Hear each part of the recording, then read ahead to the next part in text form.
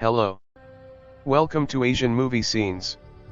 Today I will show you a Korean crime, horror, mystery film from 2020, titled The Call.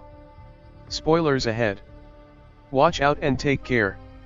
Seo Yeon arrives at the village where she used to live as a little girl and Sung Ho picks her up to take her to her house.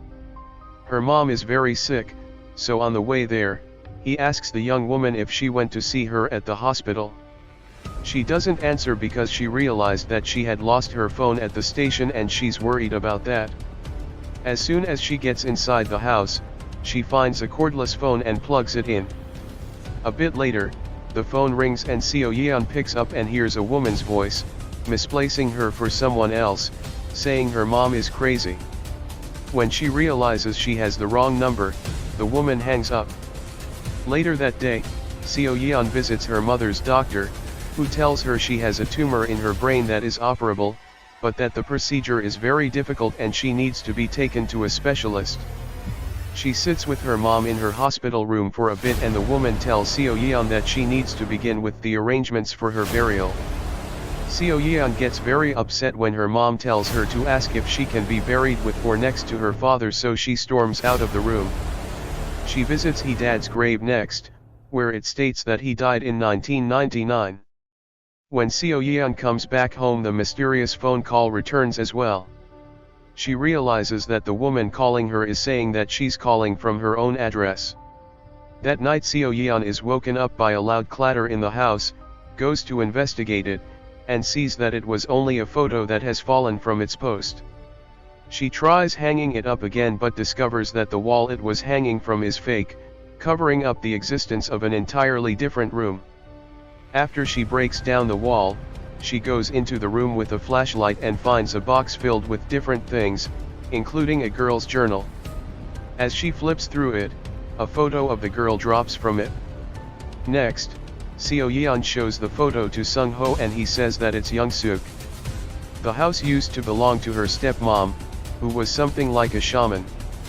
After telling her the bare minimum, he pretends that he can't remember anything else from that time. Seo Yeon realizes the photo is dated to 1999. On her way home, she sees a store that has the name of the woman, Sun Hee, her mysterious caller has been asking for. That night she gets another call with the woman on the other side frantically screaming. Until she gets dragged away from the phone by her stepmom. The mom tries to burn her, but they struggle and light fire to the room that Seo Yeon discovered previously. Seo Yeon goes over to the opening she made in the wall and can see smoke and fire crackling on the stairs.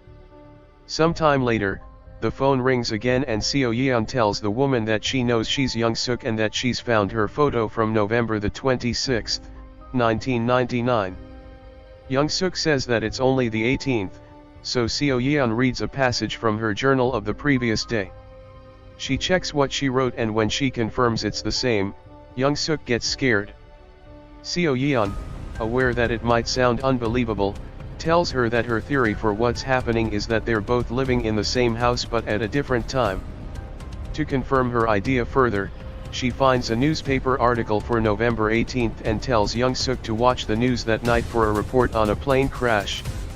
Young Suk has dinner with her mom that night and the woman threatens her that if she doesn't eat she'll take her back to the institution, so she begins stuffing her face. After getting her mom upset, she sees the report on the plane crash and calls Seo Yeon again. The two women connect as Seo Yeon tells Young Suk about the future, like her favorite musician returning to the music scene as well as new technology that still sounds bonkers in 1999. When Young Suk tells her that her biological mom has died and the woman torturing her is her stepmom, Seo Yeon tells her how her father died. There was a fire in their house when she was young because her mom forgot to turn off the gas and her dad died in the fire. On November 21, 1999, Seo Yeon and her family arrive at Young Suk's house to take a look at it, thinking of buying it. At this point in time, her father is still alive. Young Seo Yeon runs upstairs and they find Young Suk's room, asking her stepmom to open the door. When Young Suk appears at the door and realizes who the people are, she calls older Seo Yeon again and lets her listen to her father talking.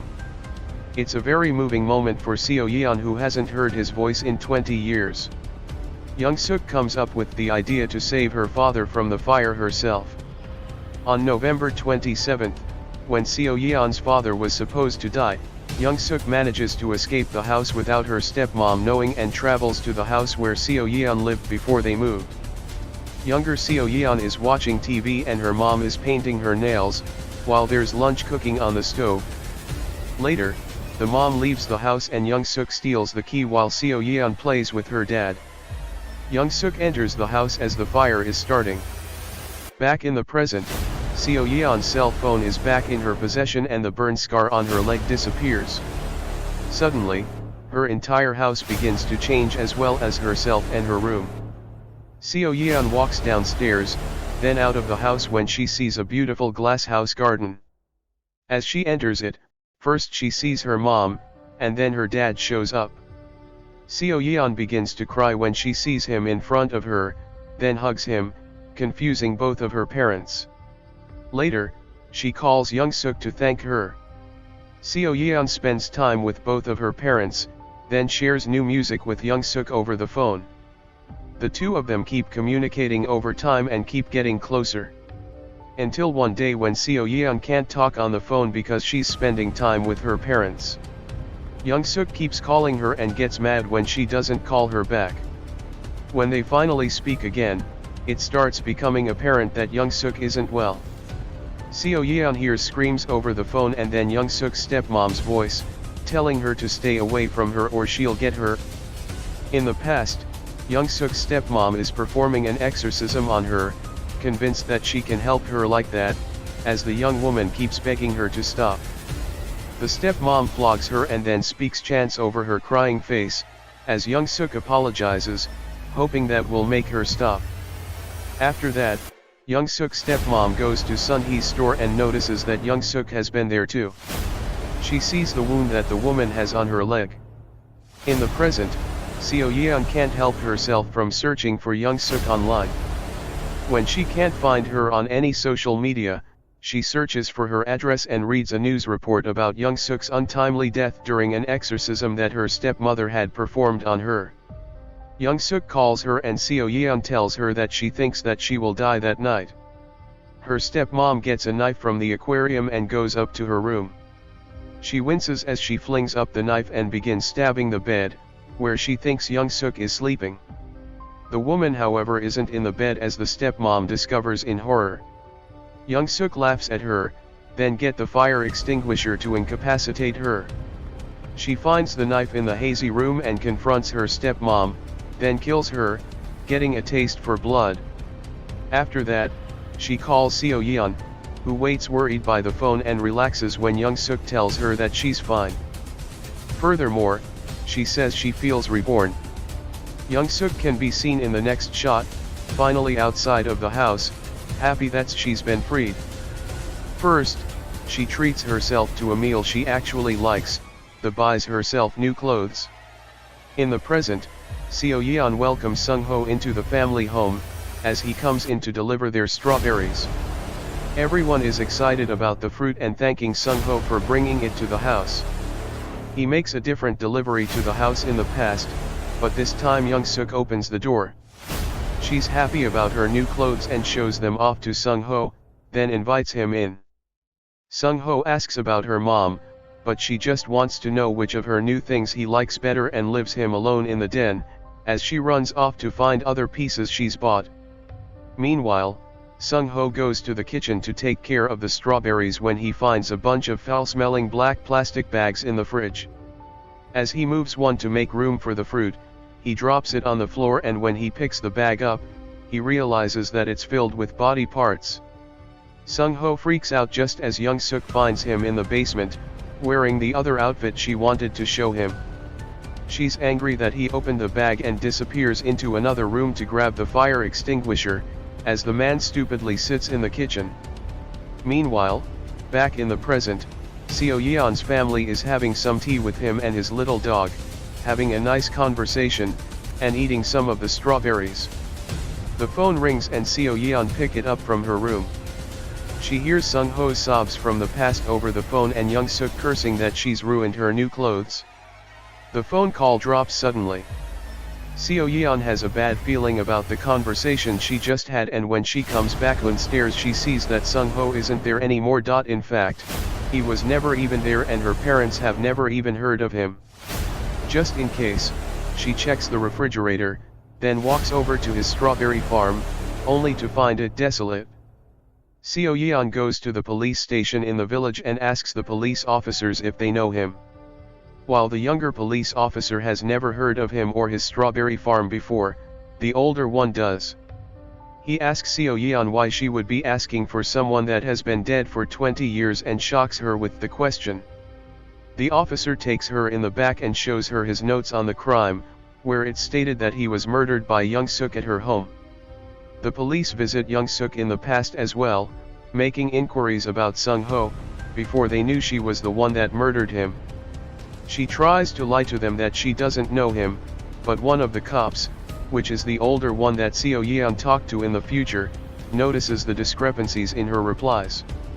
Young Suk says that she doesn't know him and that her mom isn't there to tell them if she's seen him, but the officer notices the strawberry delivery in the house. She lies to cover her tracks again, but the cop can tell she isn't being truthful and takes down a few notes, making her nervous. Young Suk blabs something about a murder in the village, but the police officer, even though suspicious, still leaves her house. Older Seo Yeon finally goes to talk to Sun Hee, the shop owner, to ask her about what actually happened to Young Suk and her stepmom.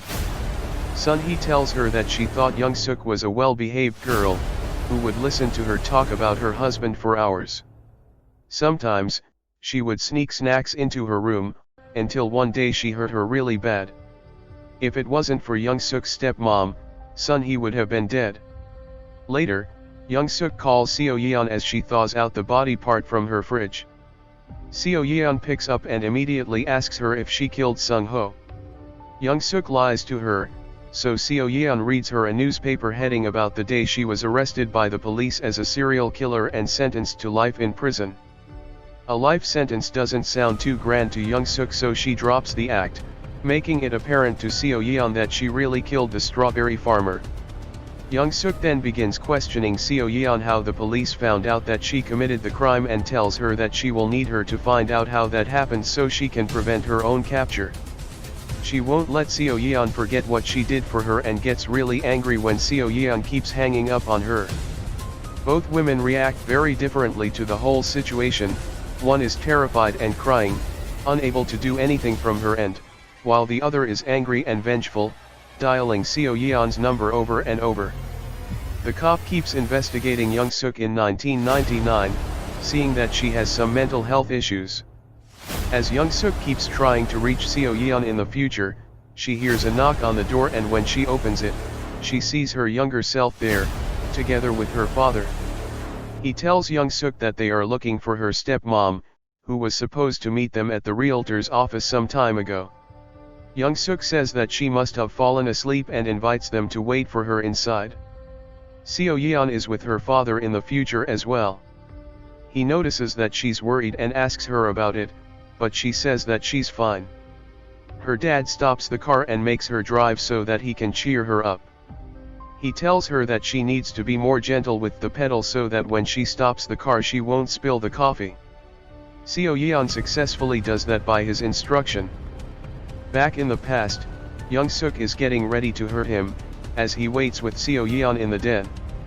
The little girl is eating one of the strawberries as she sees Young Suk approaching and spraying her dad with the fire extinguisher. In the present, Seo Yeon drives into a tunnel when she sees her dad vanishing slowly right in front of her eyes, and that version of the future crumbles away with the broken glass of the car.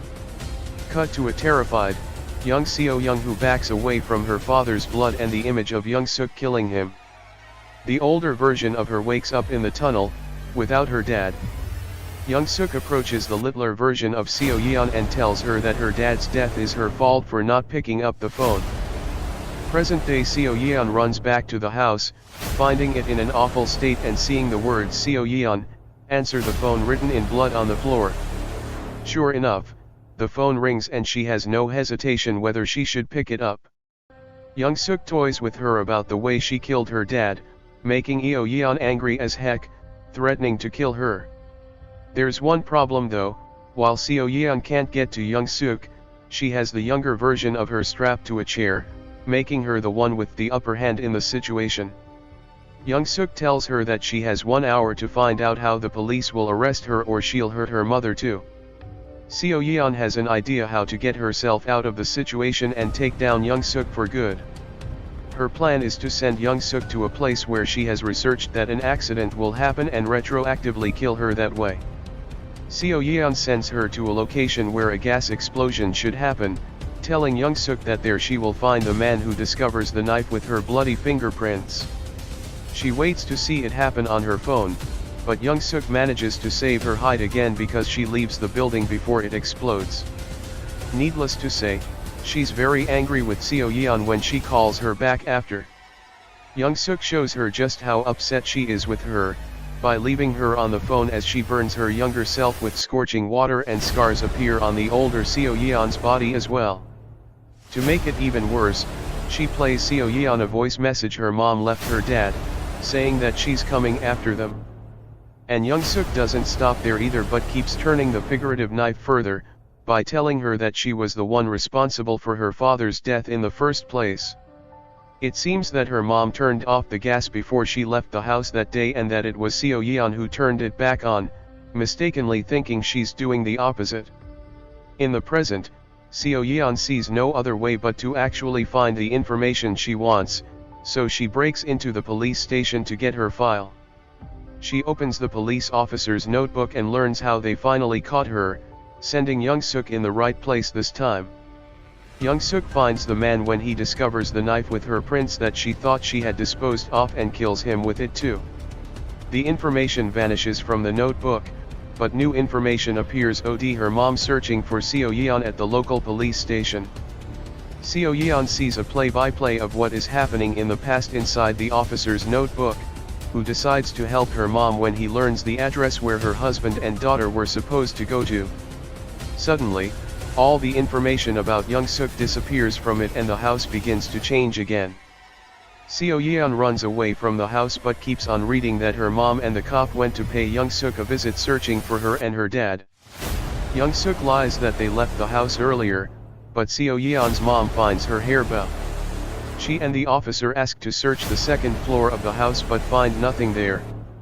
Meanwhile, when Seo Yeon comes back inside the house in the future, she discovers that Young Suk has had a particularly prolific career as a serial killer.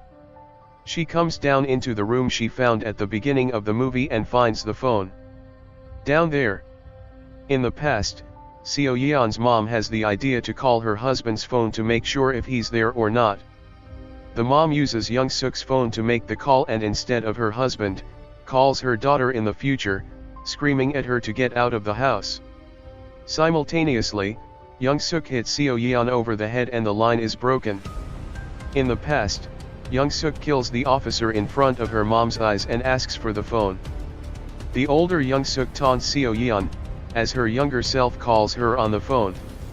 The women struggle for the phone until Seo Yeon knocks Young Suk out and grabs the phone.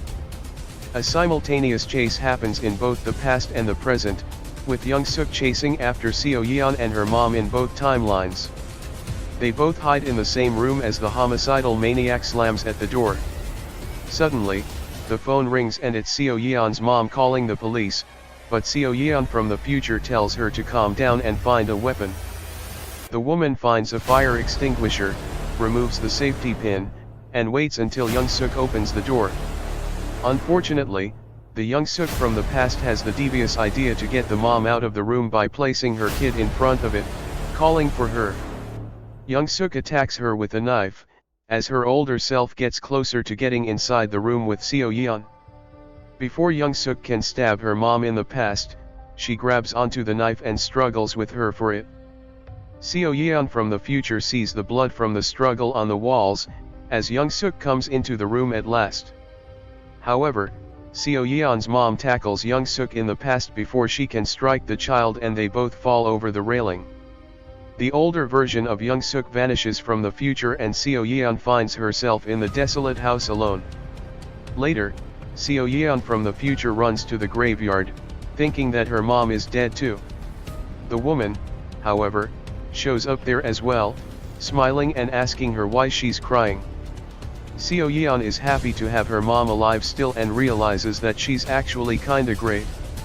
Thanks for watching. Asian movie scenes, over and out.